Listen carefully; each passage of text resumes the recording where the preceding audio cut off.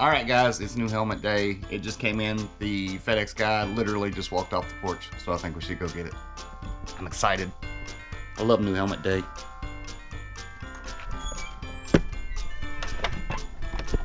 New helmet day! So right about now, I'm guessing you're wondering which one I got. Let's find out together. It's a Schuberth. The book we don't need. Cardboard.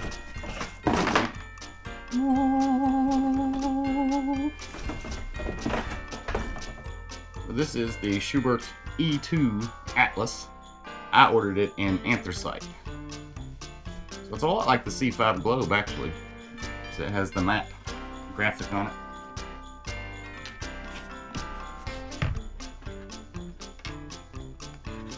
Often Bay. So yeah, let's try to get some close-ups of this. Alright, so let's talk about the Schuberth E2 on the road. Now right now, unfortunately I'm getting ready to hit a dirt road.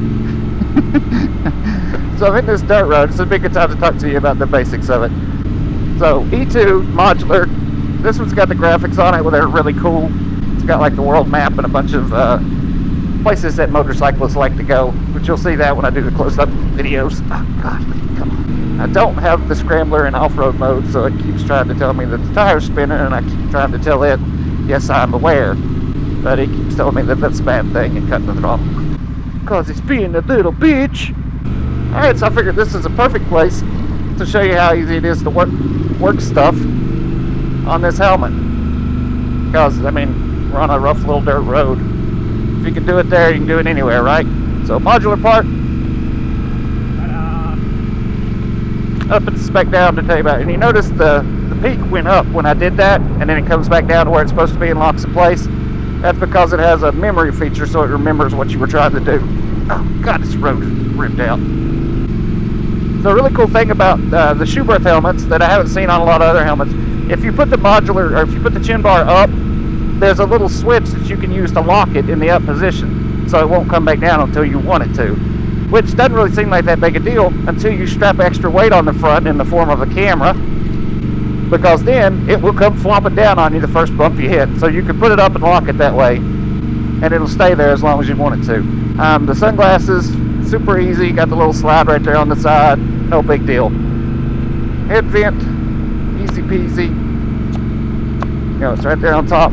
Tons of airflow. Oh god, this road. Tons of airflow. You've also got two here. You got this one that helps, you know, prevent fogging, that I can get to really easy even with the camera in the way. The other one is a switch back here, but it's really big and it's really easy to do if you don't have a camera stuck in the way. But right at the moment I have a camera stuck in the way, so it's a little harder to get to. But if it wasn't for that, it'd be fine. Things I've never actually done it while I was moving, so this would be a good test to see if I can find and lock it and get it done. So there's two little switches you have to switch down, one on each side. Once you do that, you got three different settings. That's the highest one, that's the middle one, and that's the lowest one. I've been keeping it in the low setting just because it looks cooler that way. I get it locked back here. So you can do it on a bumpy little dirt road, so no big deal.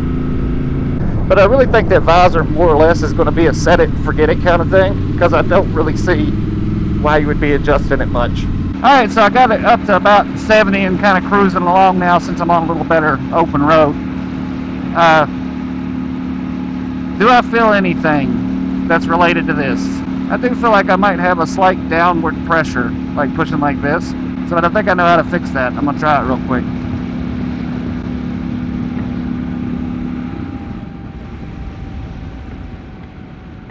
Alright, so I just unlocked it so I can adjust it a little bit. Get it back up to that speed I was going.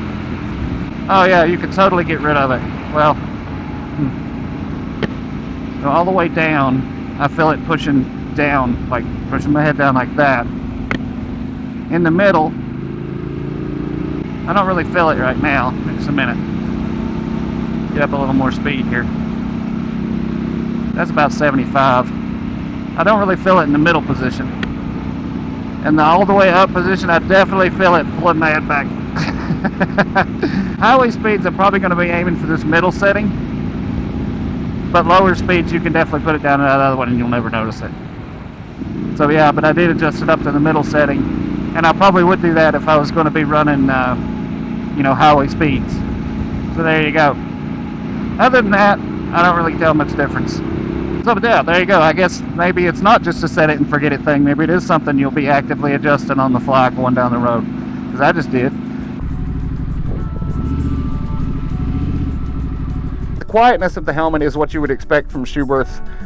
It's very quiet. Does this add some noise? Yes, it does. I can tell a little bit of difference, but it's not enough to bother me. But there is some noise there because you have stuff hanging off of it. Now the visor doesn't go up as far on this one as it does on, say, a C5, but that's because of this. If I adjust that up, the visor will go up higher. So, but if you're going to keep this in its lower setting, then it can only go up that, well, one more notch up. It can only go that high if you keep it in the lowest setting. But if that bothers you, like I said, you can, if you don't, you know, if you don't want to use this particular day or whatever, it does have some little covers to put over it if you take it off, and it's super easy to take off. Like, you just twist these little things and it's off. And then of course the visor comes off really easy too. That works just like a Schuberth. And I've never done this with the helmet on, so that's how easy this is. Super easy. Alright, so let's be realistic. The reason you buy this helmet is because it's cool looking and you like it. And that's why I bought it. The Schuberth E2. I love the map on it. You see it's got like the highlights. Le Gorges, the Stelvio Pass, German Alpine Road, the Transfiguration, North Cape. It's got all kinds of cool stuff on it. It's got the TT circuit. Greenland, Buffett Bay. It's got the Blue Ridge Parkway, which is not far from here, Route 66, Pikes Peak, White Rim Trail, Highway 1 in California, Duffy Lake, Prudhoe Bay. Very cool. It's got stuff all over it. You know, but you can see I've already added, that's my Cardo unit's already installed. This is where the Senna, you can plug in, I think it's the battery goes here and then the receiver goes there or something like that. Whatever, I don't know. That's a good looking helmet. Like I said, it does come with the speakers already installed, but I took those out because I use a different style speaker. And I thought I'd show you the front of it here really well. See, there's that. If I don't have the camera on, it's totally easy to, the vent for the chin's really easy to get to. If I don't have the camera on, this is your chin mount, so that's not part of the helmet.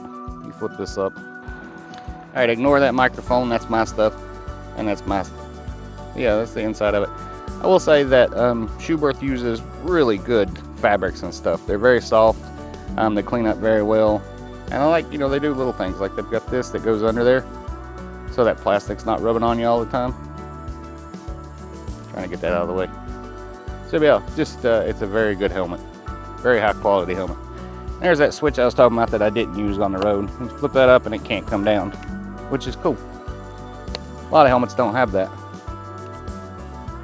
We'll set it right there and get some cool shots of it with the scrambler. So yeah, Schuberth E2. I really like it. So this is my second Schuberth. I don't see me changing brands anytime soon because I'm super happy with it. Super happy with both of them that I've had. Thanks for watching.